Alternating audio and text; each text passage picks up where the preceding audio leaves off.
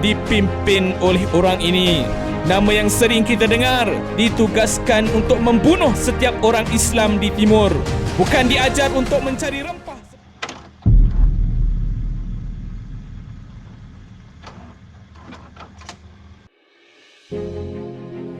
Sejarah perjuangan negara kita, bagaimana ia bermula. Kita mulakan kisah ini dengan sejarah peperangan salib yang berlaku antara umat Islam dan umat Kristian yang begitu lama. Dan Allah telah menyatakan perkara tersebut dalam surah Al-Baqarah ayat 120, yang bermaksud dan orang-orang Yahudi dan Nasrani tidak akan rela kepada Muhammad sebelum engkau mengikuti agama mereka. Dan perkara ini benar-benar terjadi. Apabila Islam telah berkembang, kita lihat umat Kristian telah berpakat untuk berperang menghancurkan Islam. Peperangan yang pertama, seluruh Eropah bersatu di bawah pimpinan paus-paus mereka, dan mereka mengisytiharkan perang pada tahun 1096, dan mereka kalah teruk pada peperangan yang pertama ini. Dalam peperangan pertama ini, mereka menggunakan pedang dan kuda, sedangkan umat Islam telah menggunakan teknologi. Begitu juga dalam peperangan yang kedua, umat Islam menang dengan bergaya, mengalahkan tentera salib sehingga mereka hampir pupus. Dalam peperangan yang kedua, mereka mengalami kekalahan yang amat dahsyat. Peperangan salib yang ketiga dipimpin oleh Salahuddin Al-Ayyubi, dan Masjidil Aqsa telah dibebaskan. Dalam peperangan salib yang keempat, umat Kristian juga kalah teruk, disambung dengan kekalahan di perang yang kelima.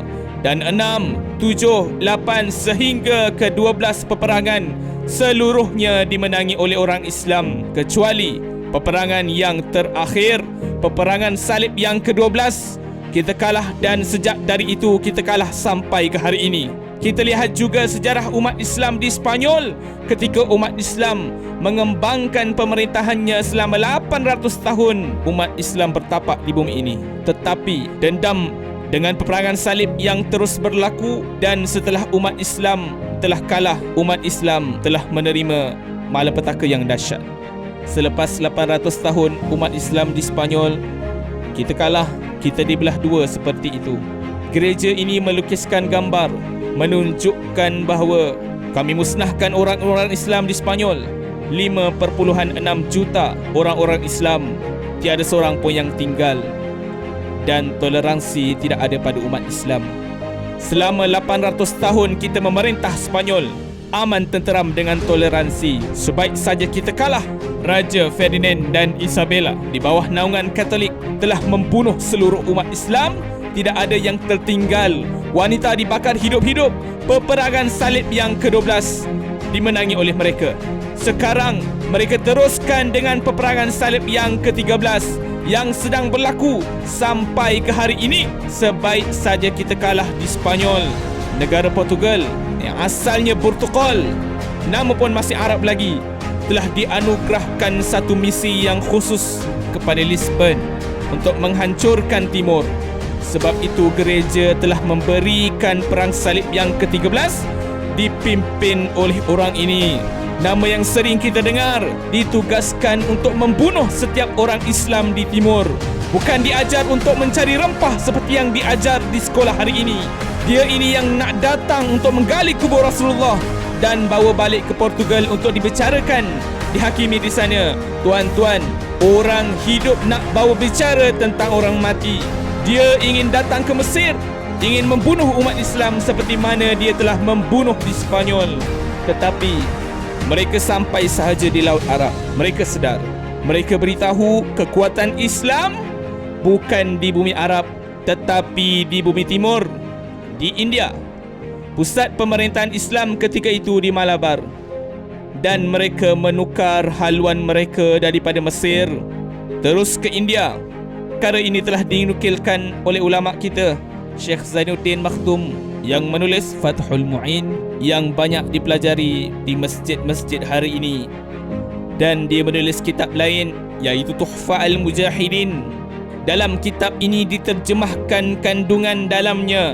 Beliau menceritakan ketika Portugis sampai di pantai India, kerajaan Islam dihancurkan sebagaimana dihancurkan kerajaan Islam di Spanyol. Setiap orang Islam dibunuh. Portugis datang untuk menghancurkan setiap jiwa Islam. Perang Salib yang ke-13 yang tidak pernah diajarkan sejarah di negara kita. Negara kita mengajar mereka datang untuk mencari rempah. Mereka tak makan rempah. Mereka tak makan karipap. Mereka datang untuk membunuh umat Islam seluruhnya. Perang Salib ke-13 terus dilancarkan oleh gereja. Apabila selesai di India, dia mendengar sebuah negara Islam yang cukup besar, Melaka. Ya, dia datang ke Melaka dan dia ingin bunuh setiap orang Melaka seperti mana yang dilakukan di Malabari, India. Tetapi awas, orang ini lebih kuat daripada mereka. Kota Melaka lebih kuat daripada kota mereka. Kekuatan teknologi Melaka lebih kuat daripada mereka. Meriam Melaka lebih hebat. Maka strategi plan B pun berjalan, mencari proksi, dan akhirnya Melaka telah roboh. Kota Melaka tidak roboh, tetapi diroboh dari dalam oleh pengkhianat bangsa ini. Mereka bersama dengan penjajah. Mereka memberikan ruang kepada Portugis untuk menghancurkan Melaka. Kemudian kita dijajah oleh Belanda. Belanda dan Portugis, dua bangsa yang berbeza. Belanda menganut Protestan dan Portugis menganut Katolik. Katolik dan Protestan tak boleh bersama. Jadi mereka berperang dan akhirnya Belanda memenangi Melaka dan kita dijajah lagi. Seterusnya, Spanyol diberikan tugas khas untuk kembali apa yang tidak dapat dilakukan Portugis di Melaka. Tujuannya apa? Tujuannya untuk menghancurkan setiap penduduk Islam di Melaka. Dan tugas ini diberikan ke Spanyol. Spanyol datang ke Luzon, iaitu pusat negara Islam di timur, berpusat di Pulau Luzon. Nama bandarnya Amanillah. Di situlah mereka telah membunuh seluruh umat Islam sehingga Luzon telah menjadi bumi Kristian sehinggalah hari ini. Amanillah ditukar Manila. Manila ialah pusat pemerintahan Islam di sebelah timur satu ketika dahulu selain Melaka ketika itu. Sejarah ini barangkali tidak dinyatakan dalam sejarah negara kita. Penjajahan demi penjajahan berlaku. Kita lihat di Pulau Sulu di Pulau Filipina. Sultannya dipaksa untuk memeluk Kristian, iaitu Sultan Azimuddin pada tahun 1750 dan dia menukar namanya. Maka berakhirlah Islam di Luzon sampai ke hari ini. Mereka teruskan dengan membentuk pusat-pusat hub mereka di Asia Tenggara. Dan inilah perjuangan mereka datang ke timur. Kemudian bersama dengan British, misi yang sama diteruskan. Bukan untuk mencari rempah semata. Mereka datang dalam misi Perang Salib yang ke-13. Hasilnya kita lihat bumi Indonesia hari ini. Setiap tahun 2 juta umat Islam murtad pada hari ini. Dan negara kita tidak terkecuali. British dengan bendera salibnya pada tahun 1986. Satu perkara yang sangat ajaib berlaku di Malaysia. Katolik dan Protestan bergabung. Mereka tidak bergabung di mana-mana dunia. Mereka telah bergabung hanya di Malaysia. Disebut Council of Church of Malaysia. Dan mereka membina gereja yang sangat besar di Bukit Jalil, Selangor sebagai simbol hak mereka. Apakah maksudnya? Apakah misi dan tujuan mereka?